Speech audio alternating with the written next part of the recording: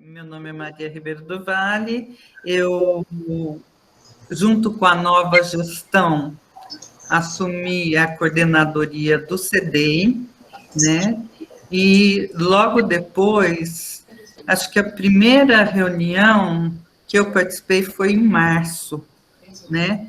Então, eu ainda me considero aluna nesse curso, porque estou aqui, né, aprendendo ainda, e para mim não é nem um pouco complicado de falar isso, porque realmente são outras linguagens, né? A linguagem de sistemas, mas também logo a gente se familiariza até com as pessoas da equipe, né? Da CADA, enfim, isso é só um convite, né? Para que a gente aproveite o curso e tenha aí a maior compreensão possível, né? Temos até momentos para tirar dúvidas, enfim, acho um grande momento, né? Como a Maria já falou, né? Essa questão ela de sistemas online, de aula online, foi toda uma novidade para a gente, né? E onde a gente vai tendo que se adequar a ela, né? Então, mas daqui para vir hoje aqui, eu sei que o Zeca vai falar sobre o CIGAD, né?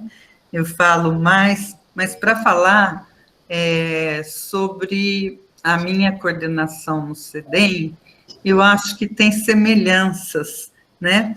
Porque o CEDEM é um lugar de memória, né? E também tem muita documentação da Unesp, se não documentos mais institucionais, formais, mas documentos da história da Unesp, né?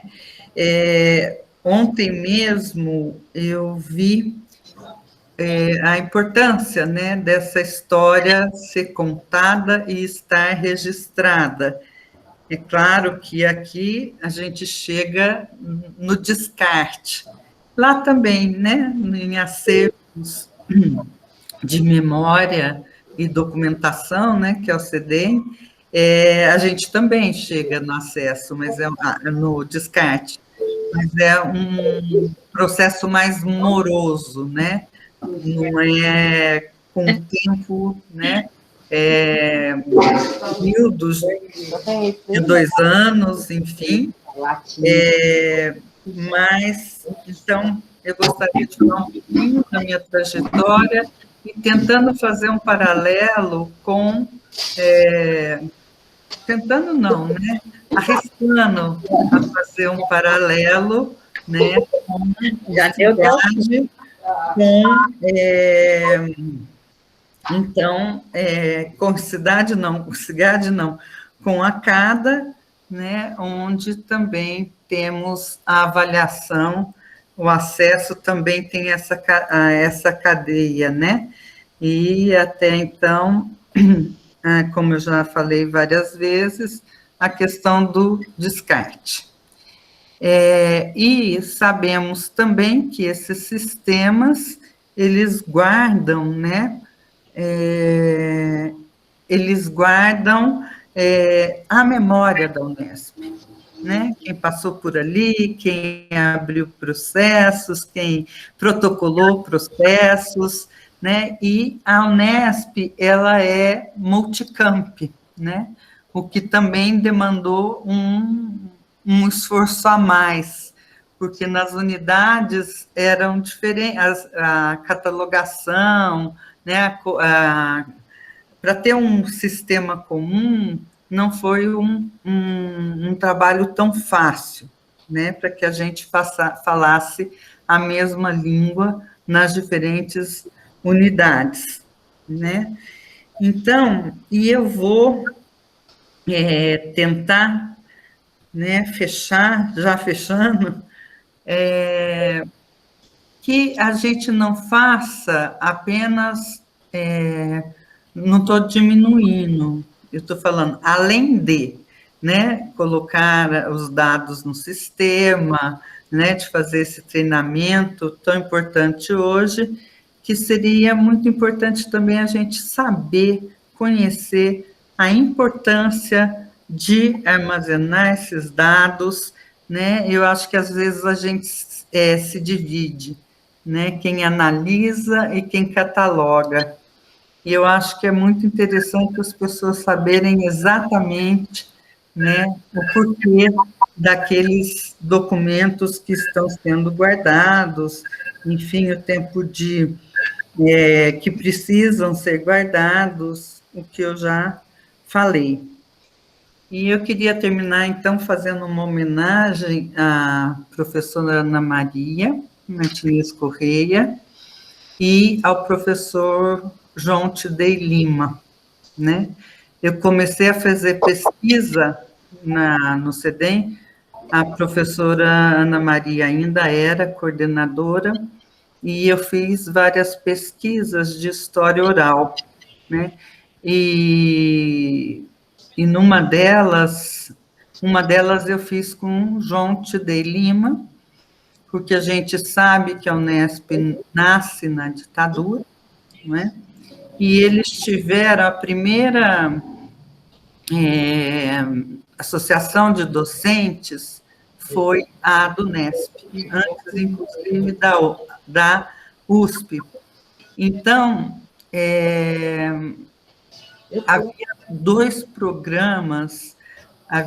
programas bastante distintos de universidade, né? O imposto pela ditadura militar, né? E esse construído já em experiências que era feito pela comunidade. Bom, então por que eu penso no Tidei? Por mais pode ser falha minha, né?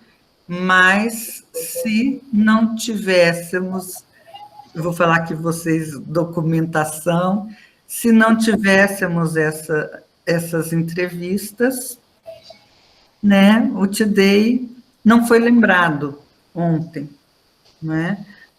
Ele faleceu e não foi lembrado, e era da história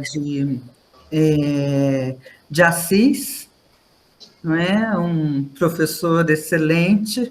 Então, eu fico pensando nisso, tá, gente? Era essa questão que eu gostaria de passar para vocês, né? O que essa memória, que é das pessoas envolvidas, né? Que de documentos, né? Como elas têm por trás uma história, uma memória, né? E se elas não acompanharem, né, todo esse processo utilizado pela CADA, dificilmente ela se manterá, né? Bom, é isso, pessoal. Um ótimo curso para vocês, né? Espero que aproveitem bastante.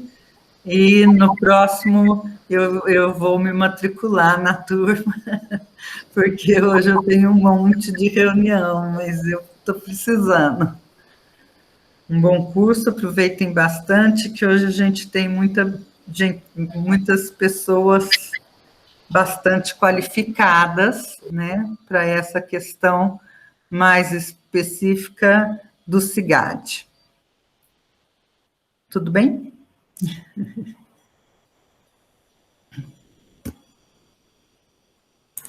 Obrigada, professora. Então, bem, vou passar para o Zeca. Bom, de novo, pessoal, bom dia a todos, né?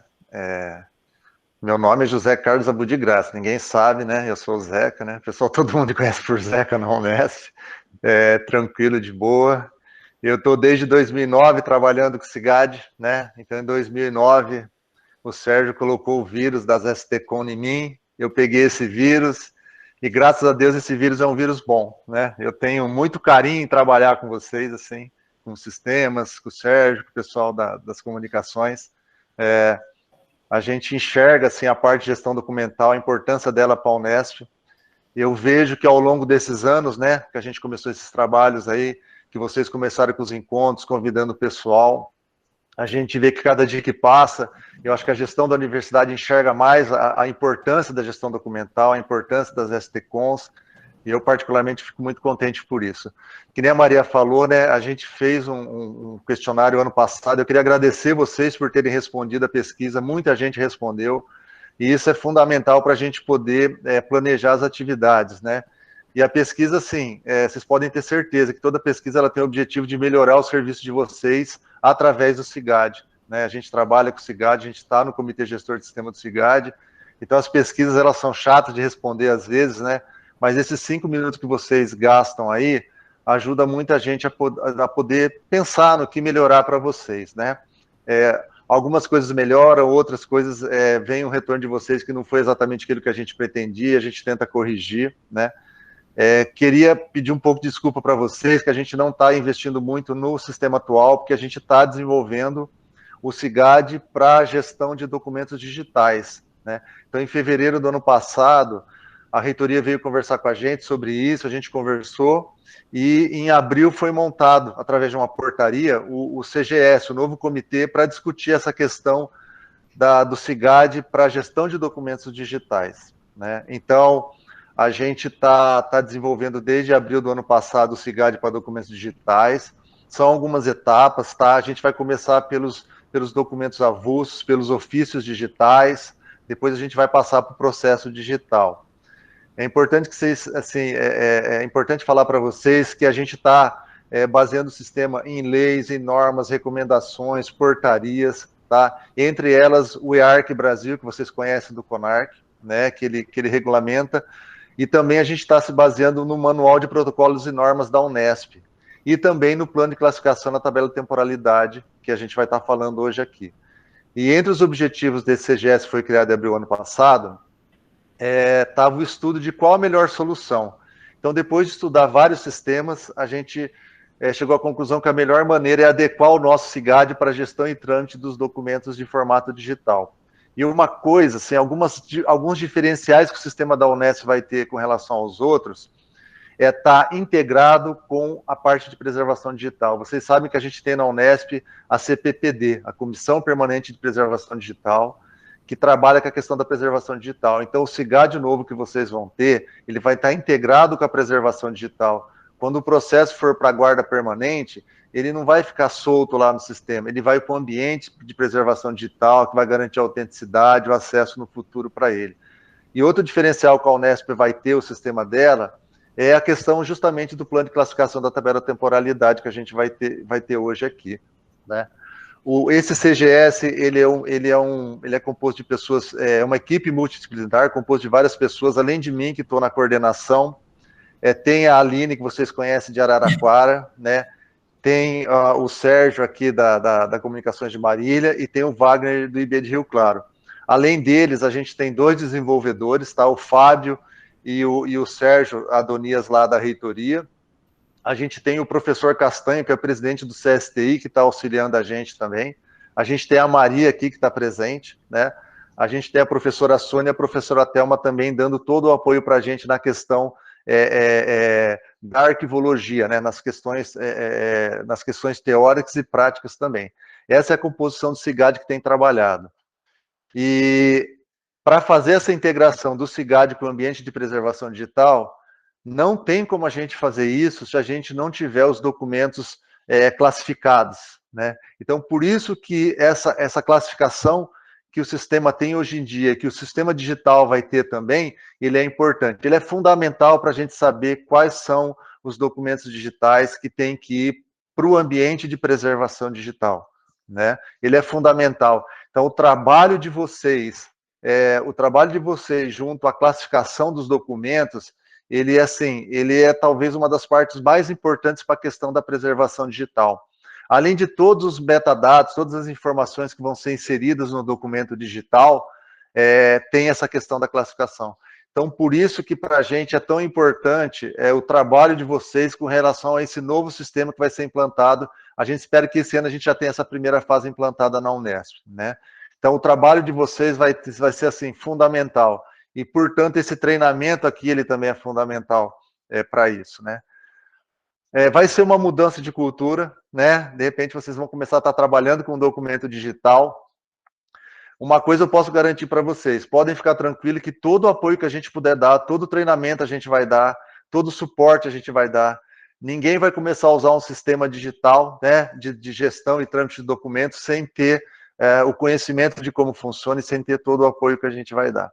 Então, é um sistema que a gente está desenvolvendo. Hoje não é o foco apresentar o sistema para vocês, mas a gente em algum momento vai mostrar para vocês o sistema, tá? Para vocês verem, até para vocês poderem ajudar a gente a avaliar e dar sugestões, né? Mas podem ficar tranquilos, assim, que o nosso compromisso é com a gestão documental na Unesp e é que vocês tenham toda a tranquilidade para poder mexer no sistema, tá? Era isso que eu queria, assim, passar. Bom treinamento para vocês. Eu acho que vocês têm pessoas super competentes aí que vão dar o treinamento, né? A Maria, a Aline e o Sérgio, né, Maria, que vão dar o treinamento. Eles conhecem super bem o sistema, conhecem bem essa questão da classificação, e espero que vocês aproveitem o treinamento, e principalmente, espero que vocês e suas famílias estejam bem e fiquem bem aí, tá bom? Eu vou estar aqui acompanhando, qualquer dúvida, eu vou estar respondendo aqui. Obrigado, viu? Bem, agradeço também ao Zeca. Então, eu vou fazer uma apresentação de cerca de 30 minutos, né? Eu vou abrir uma apresentação, os slides. Só queria informar que a gente definiu, assim, né? Como está no programa mesmo, a gente vai abrir uma sessão de perguntas, comentários, né? No final, tá? Então, eu faço a apresentação e depois a Aline faz, e o Sérgio fazem a apresentação sobre o sistema em si. E aí, no final, a gente conversa. Claro que vocês podem ir falando, comentando pelo chat também, né? Porque às vezes é bom escrever para não esquecer alguma coisa uma dúvida que vem na hora, enfim. Aí podem usar o chat também por enquanto, tá?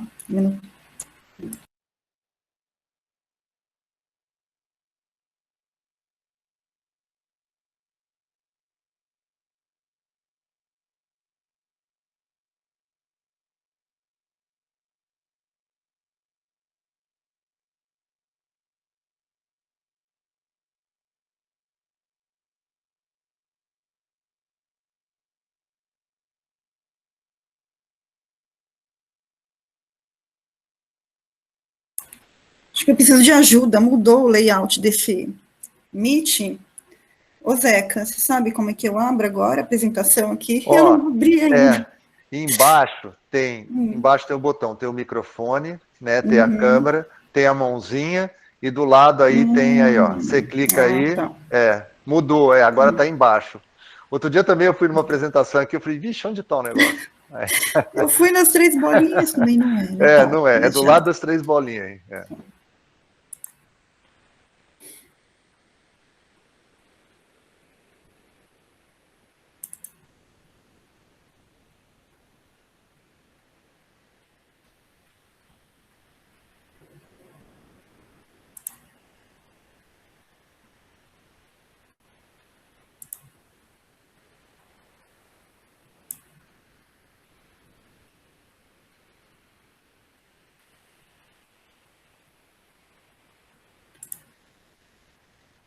Abriu, tá, vocês estão vendo, né?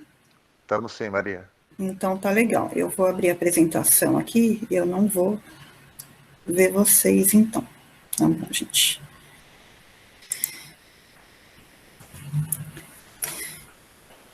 Então, a gente vai tratar hoje, né, da classificação e avaliação dos documentos nossos, né, do arquivo aqui da Unesp. E, olha, lembrando, né, o arquivo, que é um conjunto de documentos que a gente produz e acumula, né, não só que a gente produz, mas que a gente recebe também, enfim, e ocorre a acumulação de documentos. Isso independente do suporte, então ele pode ser tanto físico, né, que a gente chama o analógico, que é o papel impresso, né, ou também o digital, uma fotografia, né, um negativo fotográfico, que era o plástico, aquele negativo antigo, enfim, independente do suporte, ele também faz parte do arquivo quando ele é gerado por uma determinada atividade, né? Então, algumas áreas têm documentos de suporte diferentes, a área de treinamento em RH, ou a área, enfim, do STAEP, né, às vezes faz o registro da formatura, enfim, e também pode ter suportes diferentes de documentos reunidos, né, no arquivo, e a gente também tem que dar conta de reunir esses outros suportes. Então, além do papel, né, mas é mais comum, né, na Unesp, a maior parte dos documentos que a gente tem é papel.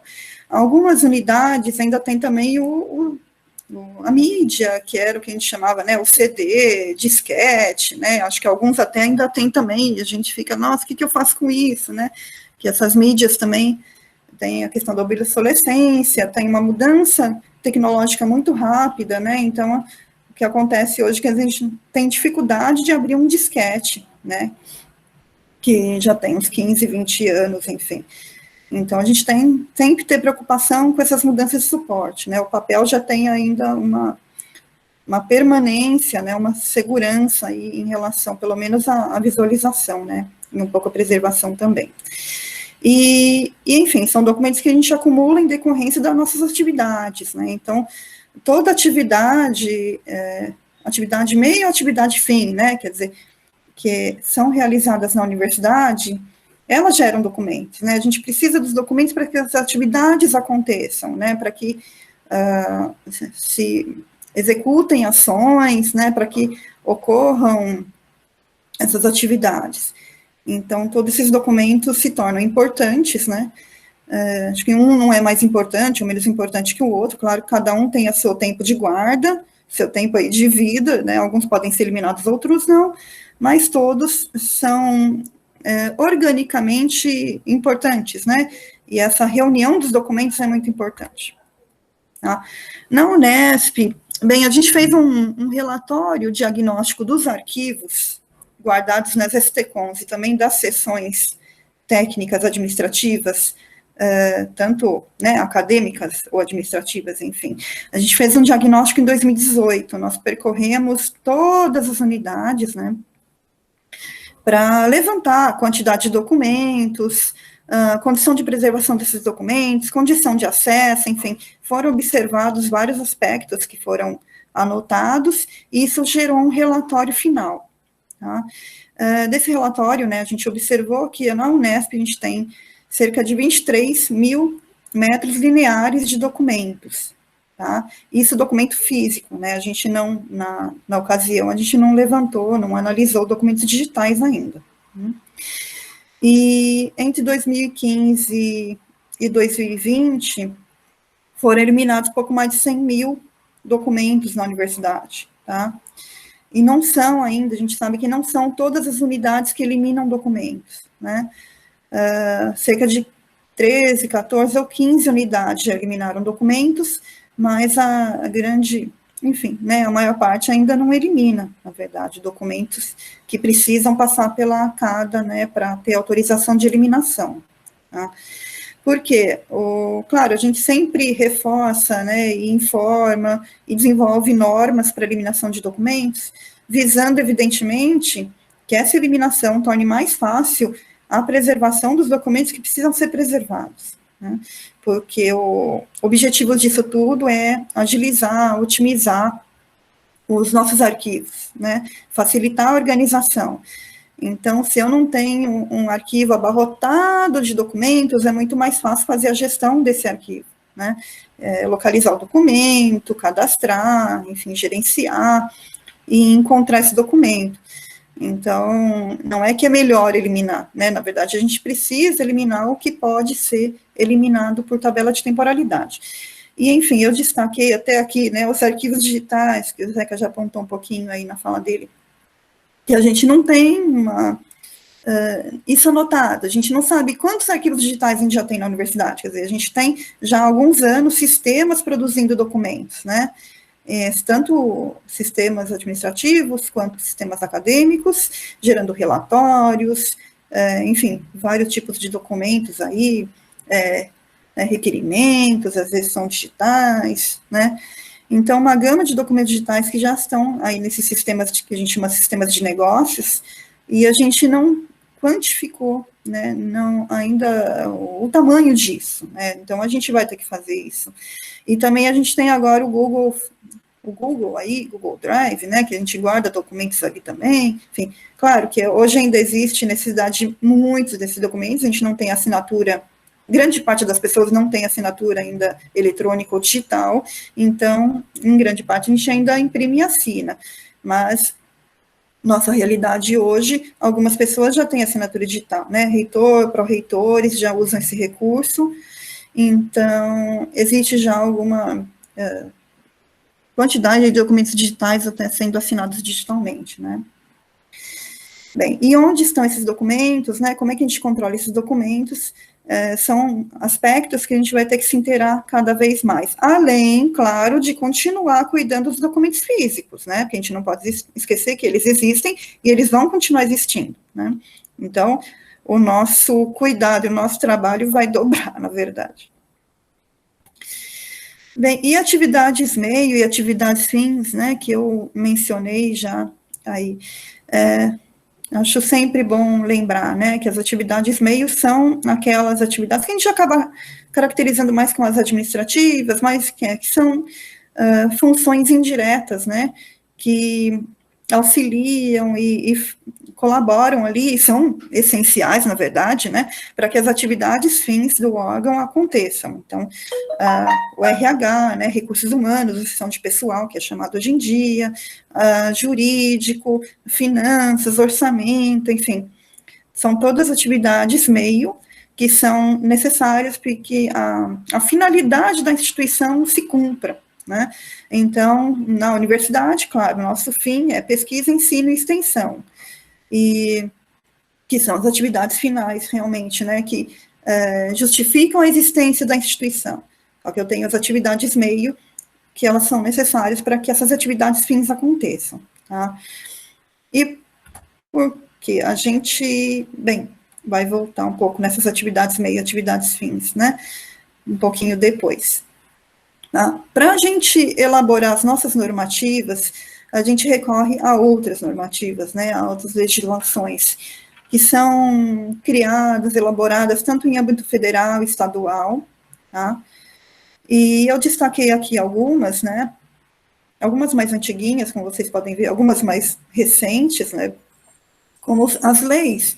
A gente tem desde a Lei 8.159, de 91, que é a Lei de Arquivos, né, que foi importante, que já começou a colocar a importância e a obrigatoriedade, na verdade, de acesso à informação e aos documentos públicos, necessidade de organização desses arquivos e a necessidade da responsabilidade dos arquivos públicos estaduais, federais e municipais também, de cuidar dos seus acervos, além, né, das outras instituições aí, da administração indireta também, fundações, autarquias, que têm obrigatoriedade de cuidar dos seus arquivos, né, e dar acesso.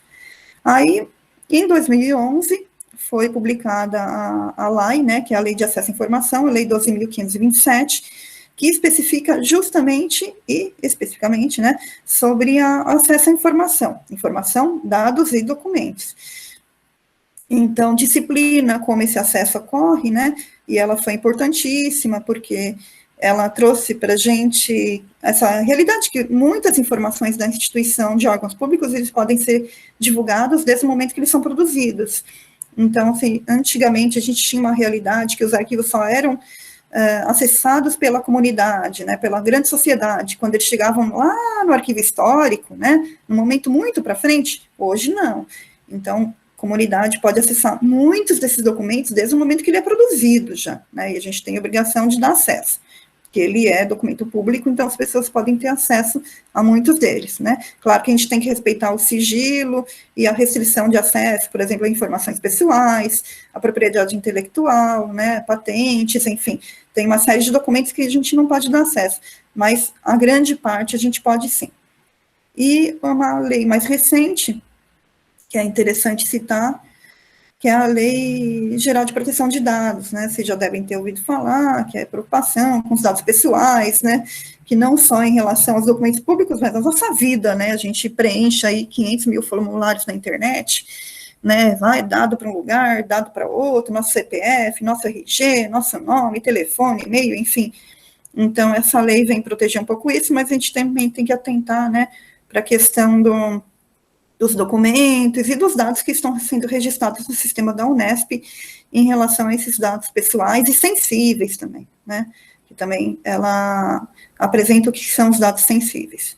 Bem, entre os decretos, eu coloquei aqui esse mais antigo, 48.898, acho que vários de vocês já conhecem, né, é de 2004, na verdade, esse decreto, ele aprovou a tabela de temporalidade da administração pública estadual, né, do Estado de São Paulo, então a tabela meio do Estado de São Paulo, foi feita lá em 2004, tá, e essa tabela é importantíssima para a gente, porque é ela que deu todos os parâmetros para a gente elaborar a nossa tabela, então, a metodologia de trabalho, né, e todo o modelinho da tabela lá do Estado foi o mesmo que a gente seguiu, então a nossa tabela é muito parecida, né, enfim, é similar à tabela do Estado, tá? Foi um instrumento que funcionou muito bem, funciona muito bem, então a gente acompanhou a tabela do Estado.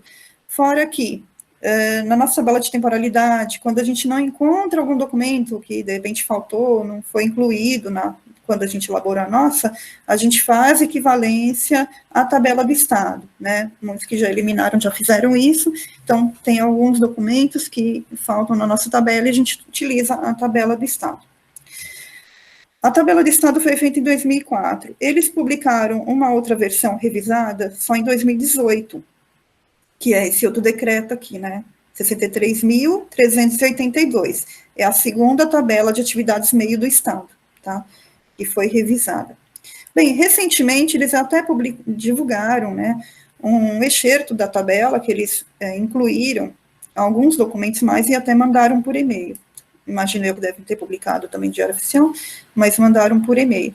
A gente vai percebendo que, até por conta do digital, né, de ter um outro tempo de trabalho com no ambiente digital, as tecnologias, talvez a gente tenha que revisar as tabelas com uma frequência maior, né, mas lá eles, pelo menos da primeira para essa segunda revisão, demorou um tempo aí, né, uns 14 anos.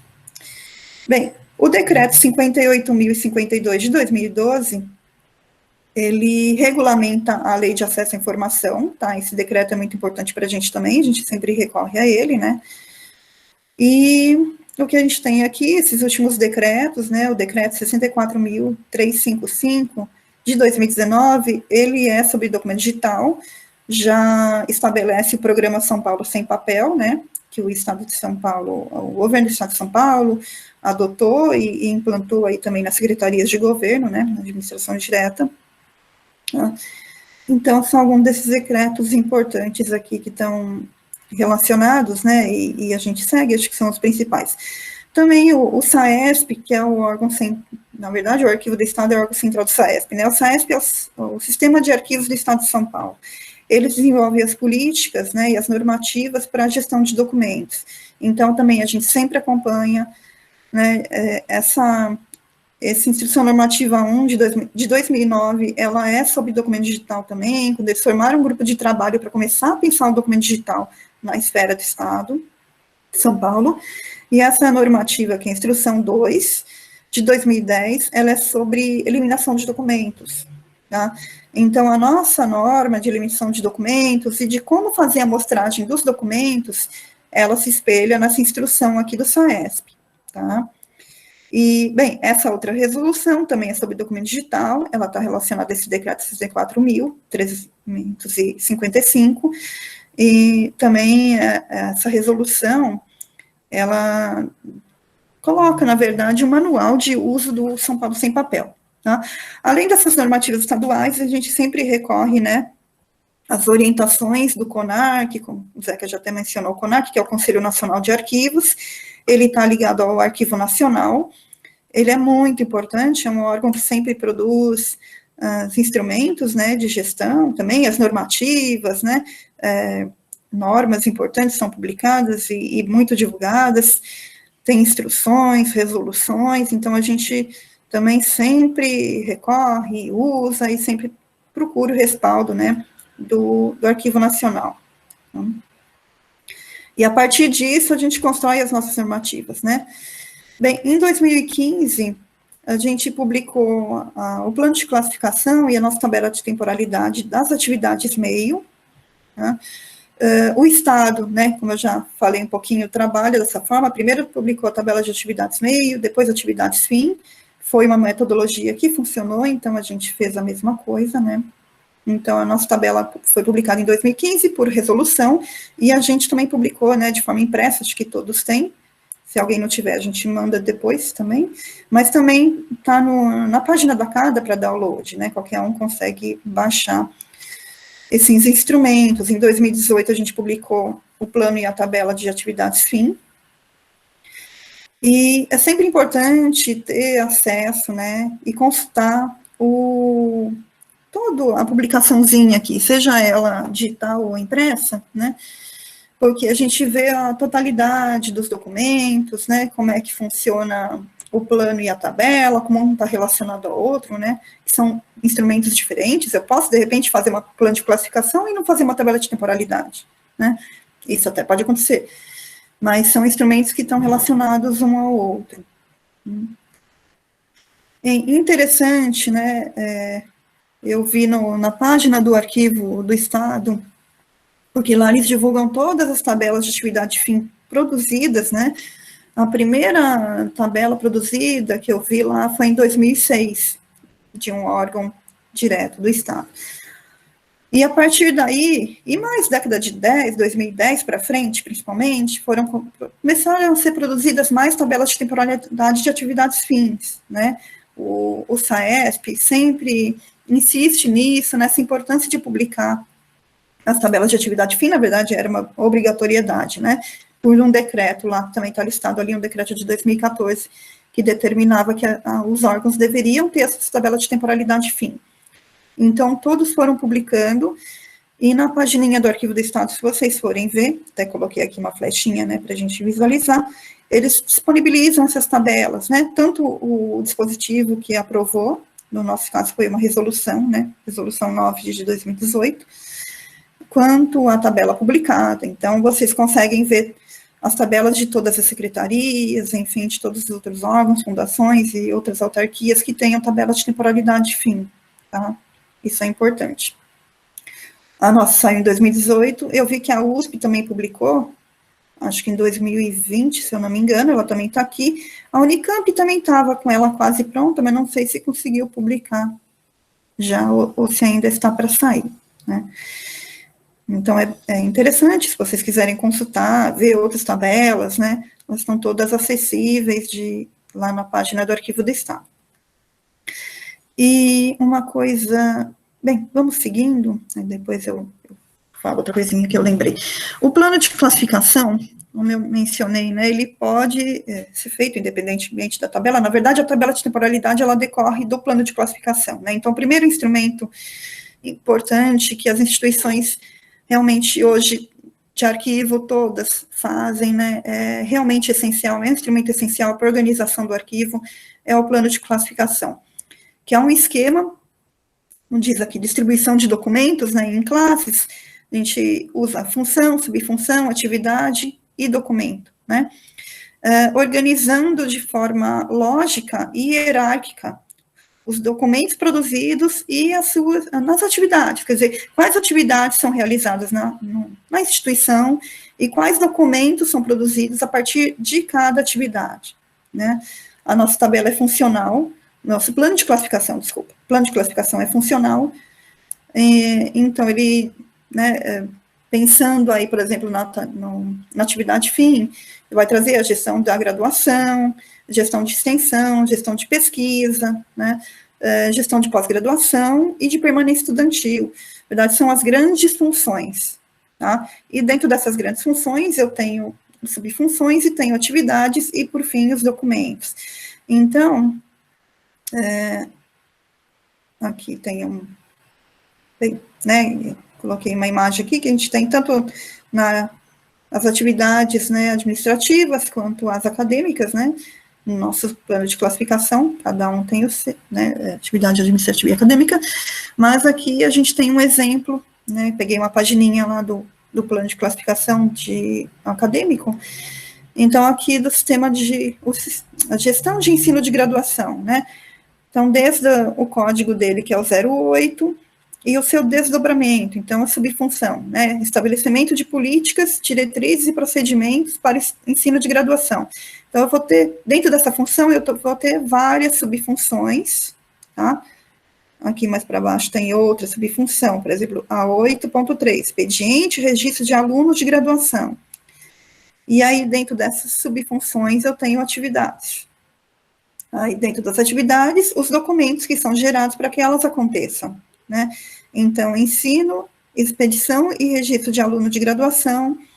Eu tenho atividade de elaboração e registro de atos relativos à vida acadêmica de alunos de graduação, e aí os documentos que são produzidos, então, prontuário do aluno, requerimento de matrícula, processo de dilação de prazo de integralização curricular, enfim, e por aí vai, né? Por que isso é importante? Porque no CIGAD, a gente tem lá a tabela de temporalidade, né, o plano de classificação e a tabela de temporalidade. E quando a gente clica ali para escrever um documento, às vezes a gente não vê a totalidade, né? Claro, no dia a dia, evidentemente que a gente vai fazer a ação ali, vai clicar, tem que, enfim, classificar o documento, tem um tempo de trabalho e um tempo ali para a atividade acontecer. Mas a gente precisa ter noção que essa classificação que está sendo atribuída no CIGAD, ela faz parte de uma coisa maior, né? Faz parte dessa organicidade aí, dos documentos, das atividades, das nossas ações. Então, elas estão atreladas a um instrumento, esse instrumento aqui, né? Então, está relacionado a toda a atividade realizada na instituição. Tá? E por que fazer o plano de classificação, né? É uma forma de você controlar o arquivo, de você enxergar o seu arquivo como um todo, então aqui, né, está destacado, dar visibilidade às funções e atividades do organismo produtor do arquivo, deixando claras as ligações entre elas. Então, exatamente, né, a gente consegue ter uma percepção do tamanho das nossas atividades até, né, e dos documentos gerados, e facilita o controle desses documentos, a organização desses documentos, tá? Bem, o plano de classificação é um instrumento, né? As instituições têm que elaborar, têm que produzir esse instrumento, e a partir dele, como eu mencionei, é que é produzido a tabela de temporalidade, tá? São dois momentos diferentes, né? De execução de trabalho aí, de gestão de arquivos. Para elaborar a tabela de temporalidade dos documentos, a gente observa, né, a vida do documento. Então, quando ele é produzido na área, ali decorrente da atividade, né, o momento de produção em que a atividade está em execução ainda, não finalizou, não encerrou aquela atividade. Então, eu estou comprando um equipamento, né, um aluno está na graduação, ainda não encerrou o curso, não encerrou um vínculo com a instituição. Então, esse documento, ele está em fase corrente, né, ele faz parte ali do arquivo corrente, que é o que a gente estou explicando aqui, né? Então, conjunto de documentos, em tramitação ou não, que pelo seu valor primário, a gente fala que o valor primário, que é o uso ali primeiro que ele vai ter, né, administrativamente, é objeto de consulta frequente pela entidade que produziu, ou a quem compete sua administração.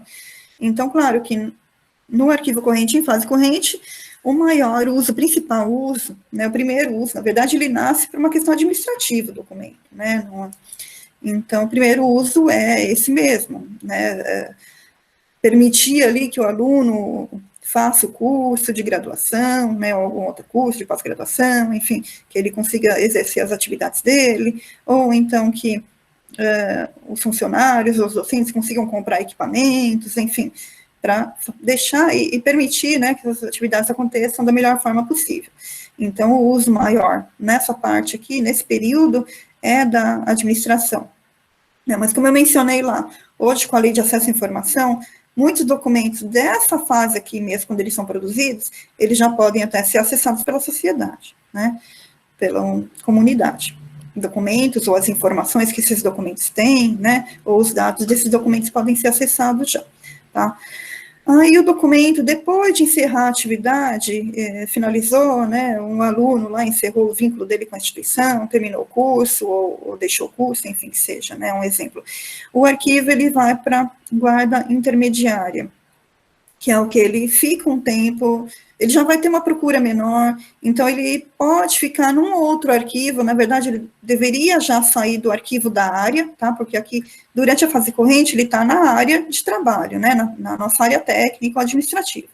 Encerrou essa fase primeira aqui, né, entrando nessa fase intermediária, ele deveria ir para o arquivo, no nosso caso é o STCOM, né, então, já passa para uma outra guarda, tem outro tempo de guarda, tá? Porque nesse período que a gente fala guarda prescricional e precacional, pode acontecer alguma ação judicial, né? Por questões legais mesmo, principalmente, ele tem aí uma guarda num outro arquivo, tá? E o uso é menos frequente, né? Se, sei lá, um documento pessoal, alguém entrou com uma ação, então pode ser que eu tenha que ir lá pegar os documentos, que alguém precisa usar esses documentos por uma questão de ação judicial, né? Outra questão mesmo, administrativa também, não só judicial, né? Enfim, passado esse período, ou eu elimino, ou eu preservo o documento por longo tempo, ou preservo ele, né, permanentemente, de acordo com o que foi definido na tabela de temporalidade. E aí, ele fica no nosso arquivo permanente, também é na NSTCOM, né? Eu creio que na Unesp a gente não tem uma divisão entre arquivo permanente e intermediário, tá? A gente pode ter essas noções, né? Mas é um arquivo só em geral. O arquivo permanente, ele é aquela fase que o documento vai ter uma guarda permanente, né? Então, não vou eliminar, tá? Em geral, bem, é isso, né? Aí a avaliação de documentos, que justamente é isso, né? Eu analisar esse ciclo de vida do documento. Então, essas fases que o documento percorre. Por quanto tempo eu tenho que guardar esse documento, né? E qual a destinação final dele? E é o que a tabela de temporalidade apresenta, tá? E esse instrumento, né, ele dá uma racionalização para os arquivos, né, traz uma eficiência administrativa, e o que é importante aqui, a garantia da preservação do patrimônio documental, né, que eu tinha mencionado lá, que é importante a gente conseguir eliminar o que pode ser eliminado, para que a gente consiga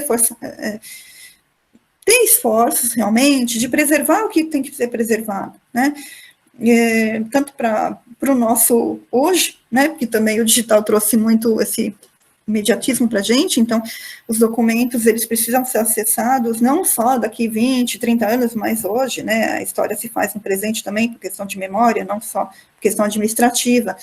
Então, eu preciso ter essa preservação e acesso contínuo e permanente, né, dos documentos, tá?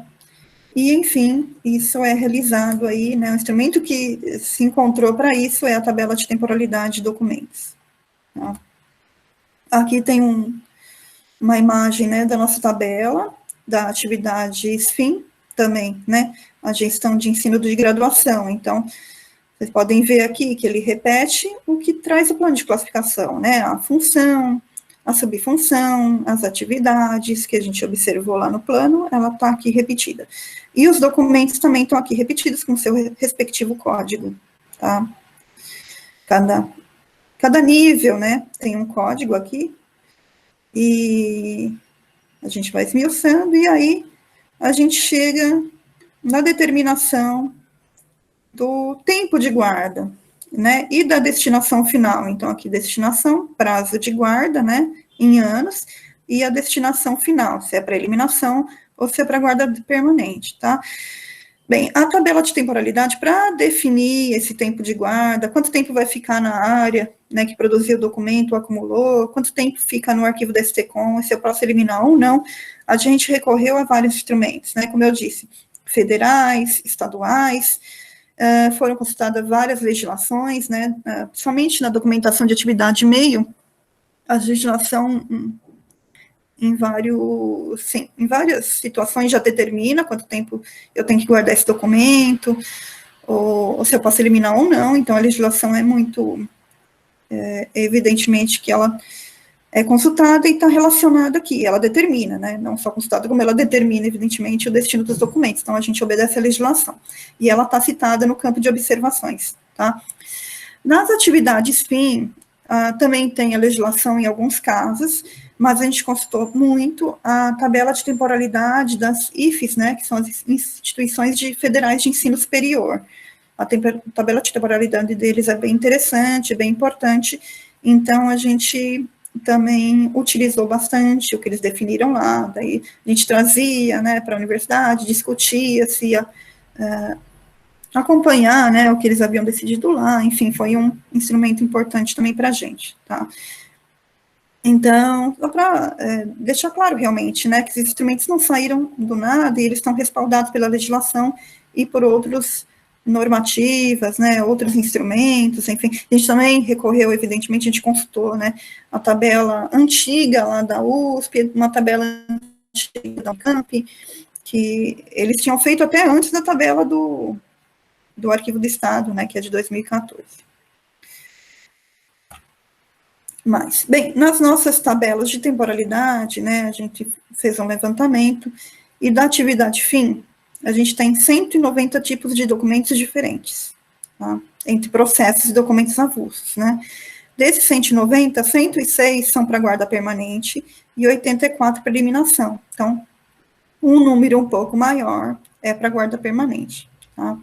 Da tabela meio, isso já se inverte. A gente tem um número muito maior de documentos produzidos, são 411 tipos de documentos, lá na tabela meio. E desses, 144 são para guarda permanente e 267 são para eliminação. Tá? Então, aí já tem um número maior de documentos que são destinados para eliminação, né? Bem, e aí, eu só vou mencionar rapidamente o SIGAD, né, que a Aline vai entrar nisso, o Sérgio também vai falar mais nisso, então não vou me ater muito nisso.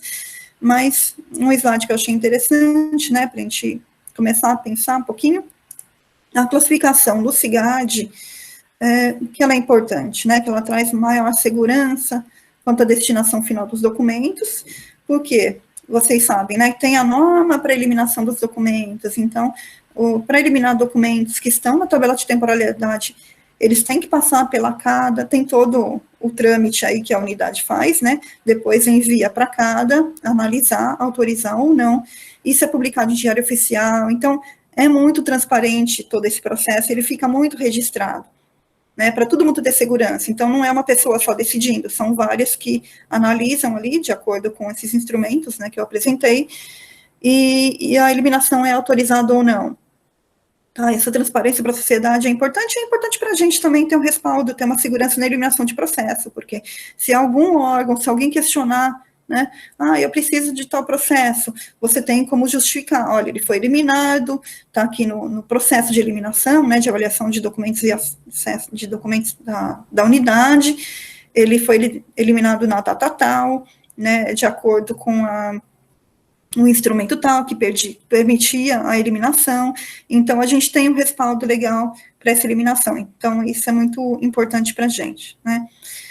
Garantir a execução da gestão dos documentos, como eu já disse, né, quando a gente elimina, a gente consegue preservar melhor o que tem que ser preservado, da transparência sobre a avaliação dos documentos, né, não só no processo físico, né, como a gente sabe que no SIGAD também fica registrado que aquele documento foi eliminado, isso é muito importante, e facilita o acesso aos documentos de guarda permanente, informa documentos selecionados como amostragem para guarda permanente, isso também é muito importante, que o Arquivo do Estado que definiu e a gente acompanhou, que de toda a série de documentos eliminados, a gente guarda uma amostragem, né, geralmente de 1 a 4 documentos, que a gente preserva daquela série documental por ano, e isso é importante mais para a memória administrativa, para a memória da instituição, né, a guarda dessa amostragem, e também fica registrado no SIGAD qual documento foi guardado por amostragem. Bem, reduz a produção de processos desnecessários, porque também quando a gente classifica, os documentos estão na tabela de temporalidade, a gente, de repente, né, alguém de alguma área aí pensa, não, eu preciso do processo X, aí você vai ver lá na tabela, puxa, mas esse processo X não está na tabela de temporalidade, isso desencadeia toda uma pesquisa ali que você faz na hora, né, tem que analisar por que a área quer produzir,